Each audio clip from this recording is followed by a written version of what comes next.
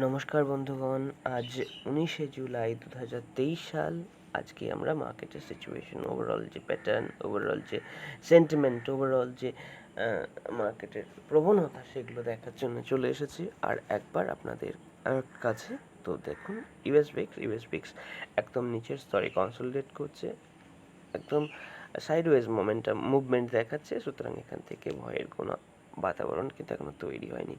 US 10 ইয়ার বন্ডেল বরঞ্চ নিচের দিকে এসে ইকুইটি মার্কেটে একটি উপরের দিকে যাওয়ার অবস্থা সৃষ্টি করেছে। কিন্তু যেখানে একটু ভয় দেখা যাচ্ছে সেটা হলো ইউএস অয়েল, অর্থাৎ ক্রুড অয়েল নিচের লেভেল থেকে এই 64-65 লেভেলে ট্রেড করছিল, এটা এখন 75 লেভেলে ট্রেড করা শুরু করে দিয়েছে। এখনও বিশাল কিছু ভয়ের কারণ নেই, এখানে রেজিস্ট্যান্সও ফেস করেছে, যেটির লেভেল হলো 77 লেভেল। তবে এরপরে যদি ব্রেকআউট দেয় তখন ইকুইটি মার্কেটের প্রেশার কিন্তু বাড়বে। ন্যাসড্যাকের চার্টে অভূতপূর্ব র্যালি দেখা যাচ্ছে। 15,826-এ মার্কেট এখন ট্রেড করছে। S&P 500-এ দেখতে পাচ্ছি সেখানেও ব্রেকআউটের পর মার্কেট অত্যন্ত বুলিশ হয়ে 4,554-তে ট্রেড করছে। FTSE মানে ইউকের মার্কেট, সেখানেও সবুজ। ডাউ জোন্স ইন্ডাস্ট্রিয়ালে তো বিশাল বড় ক্যান্ডেল ক্রিয়েট হয়েছে। গতকাল আমরা এই আলোচনাই করেছিলাম যে এই কনসলিডেশন লেভেলের উপরে একটি ক্লোজ দিয়েছে, মানে এখান থেকে বুলিশনেস বাড়বে। ইন্ডিয়ান ব্রিক্সের চার্টে দেখা যাচ্ছে যে বুলিশনেস তৈরি হচ্ছে। ইন্ডিয়া ব্রিক্সে এই বুলিশনেস কিন্তু মার্কেটে প্রেশার বাড়াবে। তারপরে ইন্ডিয়া 10 ইয়ার বন্ড ইল্ডে দেখা যাচ্ছে যে নিচের দিকে আসছে, ইকুইটি মার্কেটের জন্য ভালো। গিফট নিফটি উপরের দিকে একটি ক্যান্ডেল ডোজির কাছাকাছি ক্যান্ডেল ক্রিয়েট করেছে, অর্থাৎ এখানে কিন্তু বায়ার সেলারের মধ্যে একটা সংঘর্ষ চরমে দেখা যাচ্ছে। এখানে আমরা কনসলিডেশন কিছুদিনের জন্য দেখতে পারি, অথবা সামান্য রিট্রেসমেন্টও দেখতে পারি। রিট্রেস করে মার্কেট 19,537 এইরকম লেভেলে একবারের জন্য আসতে পারে।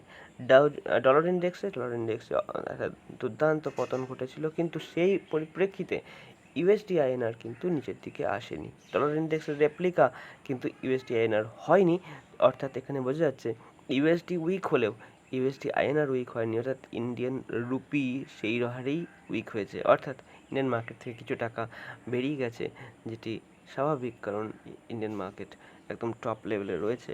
এখানে কিছু প্রফিট বুকিং হয়ে হয়তো সেফার ইনস্ট্রুমেন্টে টাকা চলে গেছে। ইউরো ইউএসডিতে দুর্দান্ত একটা উপরের দিকে র্যালি আমরা দেখতে পাচ্ছি।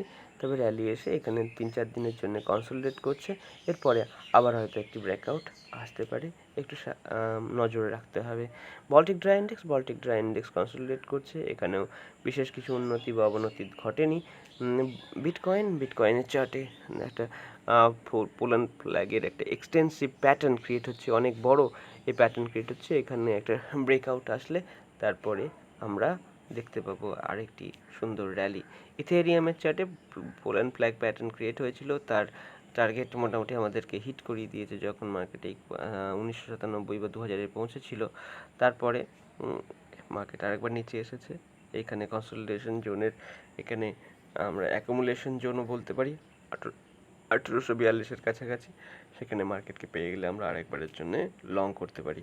গোল্ডের চার্টে কিন্তু অভূতপূর্ব বলতে এখানে একটা সুন্দর ব্রেকআউট ঘটে গেছে। ব্রেকআউটটি ঘটেছিল এই ক্যান্ডেলের সঙ্গে, অর্থাৎ 1936-এর উপরে ট্রেড করা যখন শুরু করে দিয়েছে, 1977-এ পৌঁছে গেছে। এখানে একটু নিচের দিকে আসা খুব দরকার। 1925-এর কাছাকাছি মার্কেটে গোল্ডের জন্য লং হওয়া উচিত হবে। এরপরে ব্যাংক নিফটি চার্টে যাব। ব্যাংক নিফটিতে উপরের দিক থেকে আমরা সেলিং অফ দেখেছি 46,000 লেভেলের কাছাকাছি একটা বড় রেসিস্ট্যান্স কিন্তু ক্রিয়েট হবে। 46,000 একটি সাইকোলজিক্যাল মার্কও বটে। 46,000-এর কাছ থেকে মার্কেটে একটা সেল অফ আসছে। ফিননিফটিতেও একই রকম দেখতে পাচ্ছি যে 20,500-র কাছাকাছি যে জোনটা ক্রিয়েট হয়েছে, সেই জোনে আমরা আবার সেল অফ দেখতে পাচ্ছি। এই রকম জোন থেকে সেল অফ আসছে 20,500-র কাছাকাছি।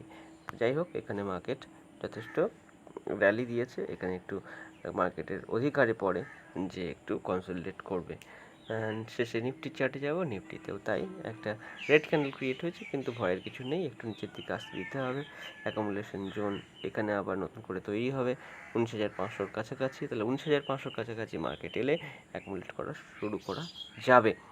মার্কেট ওভারহিটেড আছে, পজিশন সাইজ ছোটো রাখতে হবে এবং মার্কেটে পার্টিসিপেট করার জন্যে যথেষ্ট